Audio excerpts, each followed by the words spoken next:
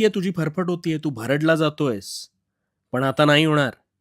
आता सगळं काही नीटच होणार आहे अगदी तुझ्या मनाप्रमाणे. तुला वाटत असेल तू इतका अडचणीत आहेस, तरी मी असं का बोलतोय, हो ना? आता माझं बोलणं आहे ना, ते अगदी शांत चित्ताने ऐक. तुला सगळी उत्तरं मिळतील. कारण खरंच होणार आहे सगळं नीट. चिंता करू नकोस. चिंता तुझ्या नकळत तुला जिवंत जाळते, पण तरीही तू तिलाच उगाच कवटाळतोस. हो, मला माहिती तू अडचणीत आहेस. पण हाच खरा खेळ तुला कळलेला नाही. अरे दगडालाही देवत्व प्राप्त व्हायला अनेक घाव सोसावे लागतात, तेव्हा कुठे त्यातून मूर्ती साकार होते. पण मग ह्या उपरोक्ष तू तर माणूस आहेस. मग तुला सुद्धा या अवघड गोष्टींना सामोरं जावं लागलं, म्हणून वाईट वाटून घेऊ नकोस. हिरा आहे ना, हिरा हा अनेक घाव सोसतो, तेव्हा कुठे त्याला किंमत प्राप्त होते. तसंच तुझ्या आयुष्यात तुझ्यावर अनेक प्रसंग आले असतील अथवा येतील. कारण तो प्रत्येक घाव तुला त्या हिऱ्याप्रमाणे अधिक कणखर, मजबूत आणि सोशिक बनवतो. सगळ्यांना सगळ्या गोष्टी मिळत नाहीत, पण ज्यांना मिळतात त्यांनी काहीतरी वेगळं केलेलं असतं, हे लक्षात ठेव. आता हे वेगळं काय असतं, याचा तू कधी विचार केलायस? नाही ना? ते सुद्धा तुझ्यासारखे पिचून निघत होते. पण त्यांनी त्याचं कधी भांडवल न करता त्यांना अपेक्षित गोष्टीसाठी त्यांनी सातत्य ठेवलं. त्या गोष्टीची कास धरून ठेवली आणि म्हणून ते हळू त्या प्रसंगातून बाहेर पडत गेले. आता हे सातत्य आहे ना, हीच हीच तुझ्या यशाची सर्वात मोठी गुरुकिल्ली आहे. हे कधीही विसरू नकोस.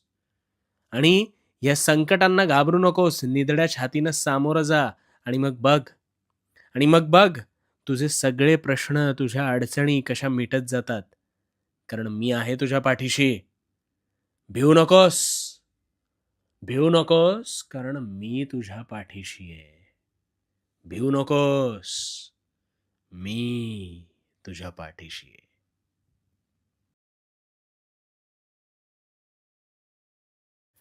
ज्या सुखाच्या सानिध्यात तू भटकत होतास, ते सारं काही मिळेल तुला.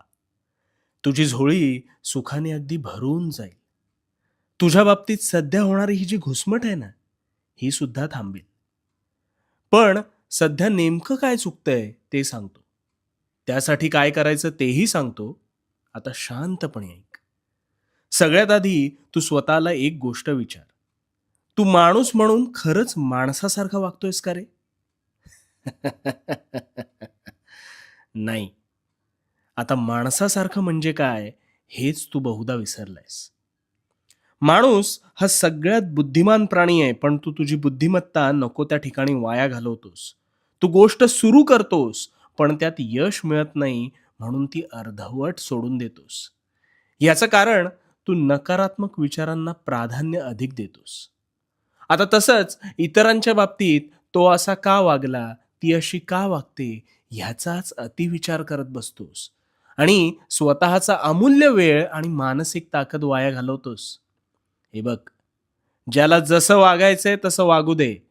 कारण हा मूळ स्वभाव त्या माणसाचा आहे आणि त्यामुळे तू विचार केल्याने त्याचा स्वभाव काही बदलणार आहे का? नाही ना.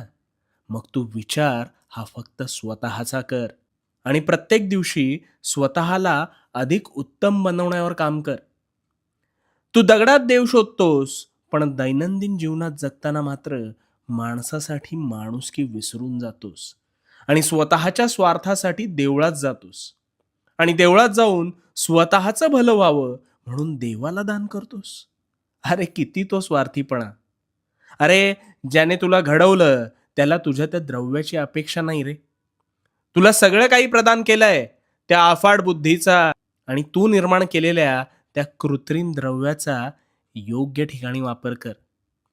तू लोकांच्या तोंडावर त्यांची वाहवा करतोस, पण आतल्या आत कुठेतरी त्याच लोकांवर काही ना काही कारणास्तव चरफडत असतोस.